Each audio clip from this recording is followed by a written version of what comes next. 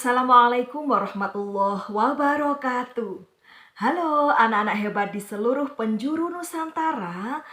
Mudah-mudahan anak-anak hebat semuanya senantiasa sehat, tetap semangat membaca, dan senantiasa dalam keberkahan. Amin.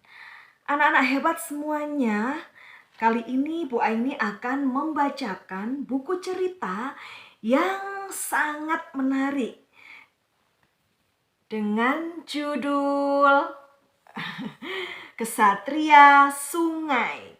Wah, Kesatria Sungai. Nah, Bu Aini akan membacakan sinopsisnya ya anak-anak. Sungai berantas tercemar, airnya bau dan banyak sampah. Ada pabrik kertas didirikan di pinggir sungai. Pabrik itu membuang limbah tanpa diolah. Prigi dan ayahnya ingin berbuat sesuatu agar sungai berantas bersih kembali. Mereka menemui banyak rintangan dan perjuangan yang panjang. Nah, bagaimana cara Prigi dan ayahnya menjadi kesatria sungai? Nah, anak-anak tentu penasaran kan bagaimanakah cerita lengkap dari kesatria sungai ini? Dan cerita kesatria sungai ini ditulis oleh Tias Wijati dan Heru Setiawan dengan penerbit BIP Kelompok Gramedia. Mari kita simak bersama sampai selesai ya anak-anak hebat. Bismillahirrahmanirrahim. Yang pertama di sini diawali ada quotes dari Prigi Arisandi. Kalau ikan punya HP, ikan bisa melaporkan pencemaran. Betul sekali nih ya. Pasti akan telepon. Halo, lapor, begitu ya. Terjadi pencemaran di sungai. Ya, baik. Kesatria sungai. Perahu kecil itu melambat, lalu berhenti. Paling-palingnya terbelit sampah plastik lagi, Pak, tanya Nina. Prigi, Papa Nina, mengangguk. Prigi memandangi air yang keruh dan berbau. Dulu sungai berantas tidak seperti ini.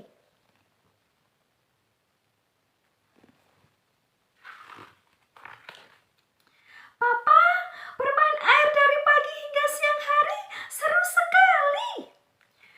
Kemudian sebuah pabrik kertas didirikan di dekat rumah. Pabrik itu membuang limbah tanpa diolah.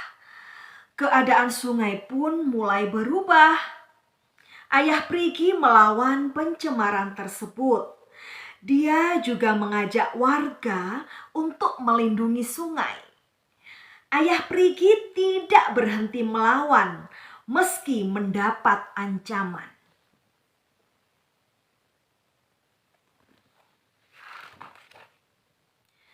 Ayah Prigi sering mengajak Prigi melihat pertunjukan wayang kulit. Dia memperkenalkan Prigi pada tokoh Bima. Bima adalah salah satu tokoh Pandawa 5. Jadilah seperti Bima, kata ayah Prigi. Dia tidak lelah membela orang lemah. Ibu Prigi bekerja sebagai penjahit. Dia sering meminta Prigi mengantar jahitan. Prigi jadi terlatih bicara dengan banyak orang. Bahkan dia belajar menghadapi keluhan pelanggan.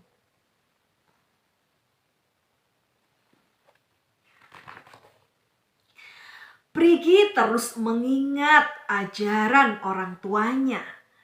Prigi ingin melindungi sungai, maka dia mempelajari ilmu biologi.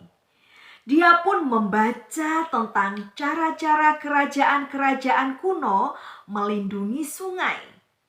Selama ratusan tahun, mereka memanfaatkan sungai tanpa merusaknya. Prigi bertanya-tanya, mengapa orang zaman sekarang tidak bisa melakukannya?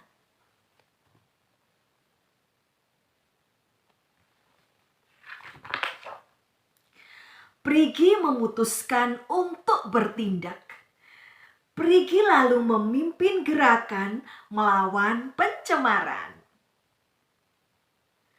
Sungai bukan peninggalan nenek moyang. Sungai adalah warisan yang harus kita jaga untuk generasi berikutnya.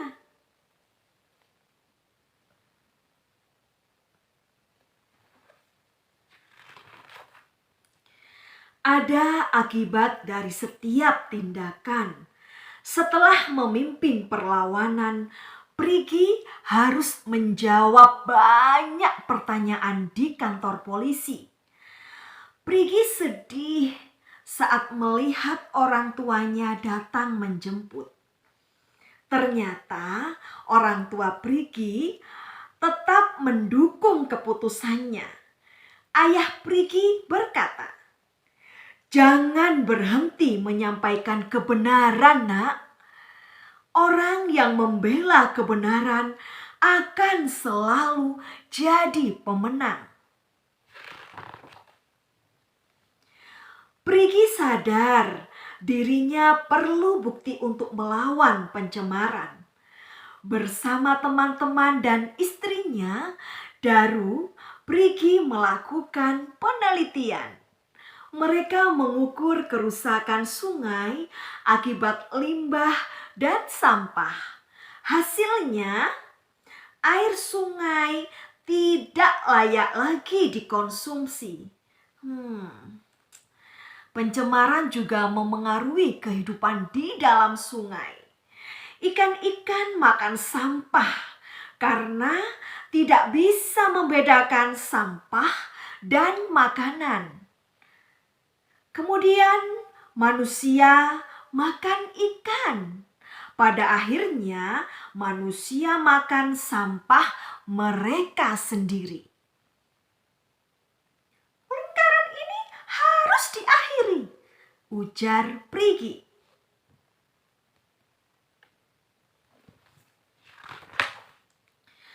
Prigi mengubah informasi menjadi senjata sakti.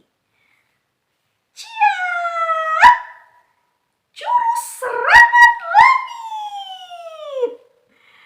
Prigi menuntut industri yang mencemari sungai.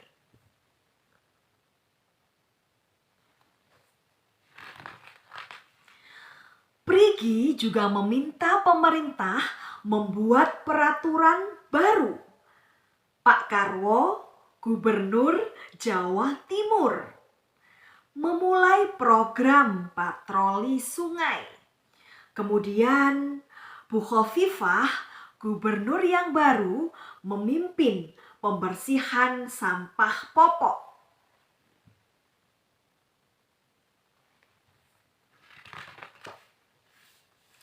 Kemudian Prigi mengeluarkan jurus kedua, jurus serangan bumi. Prigi mengajari masyarakat cara melindungi sungai. Menurut Prigi, semua orang punya peran penting dalam menjaga sungai.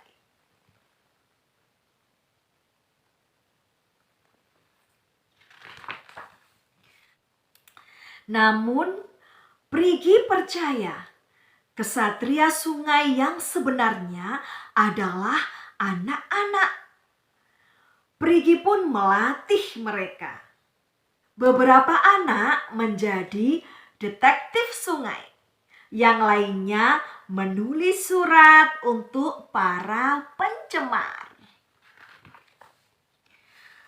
Ketiga putri Prigi juga sangat mencintai lingkungan. termasuk Nina.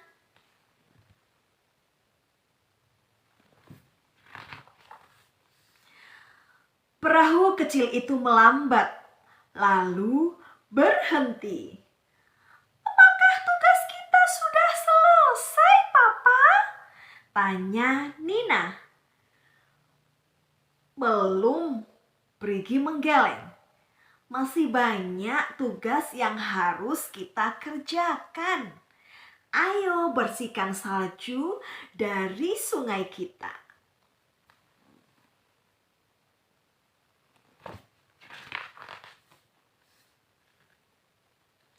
Dahulu, Raja Airlangga mendirikan kerajaan Kahuripan. Namun, banjir menimpa kerajaan itu. Sang raja lalu membangun bendungan Waringin Sapta pada tahun 1037. Sungai Berantas jadi lebih ramai. Sebuah pohon beringin besar tumbuh di dekat bendungan. Akar pohon beringin menjaga ketahanan bendungan. Raja Airlangga ingin menjaga agar aliran air ke sungai tetap bersih. Pemandian raja yang sakral pun dibangun.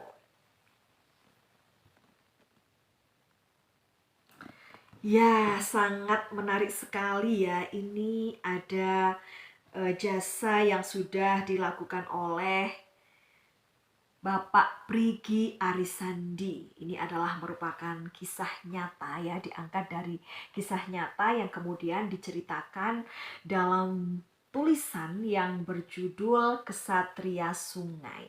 Sangat menginspirasi sekali ini ya, Masya Allah.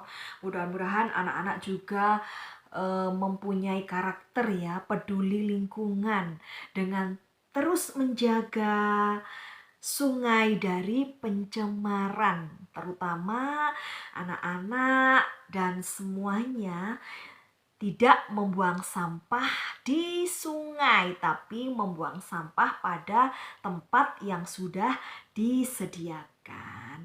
Baik anak-anak hebat semuanya, itulah tadi buku cerita yang sudah dibacakan oleh Bu Aini dengan judul Kesatria Sungai. Semoga anak-anak bisa memetik hikmah dan mengambil manfaat dari buku yang sudah dibacakan oleh Bu Aini. Terima kasih dan Bu Aini akhiri. Wassalamualaikum warahmatullahi wabarakatuh. Terima kasih. Dadah, sampai bertemu di buku cerita selanjutnya. Salam literasi, tetap semangat membaca.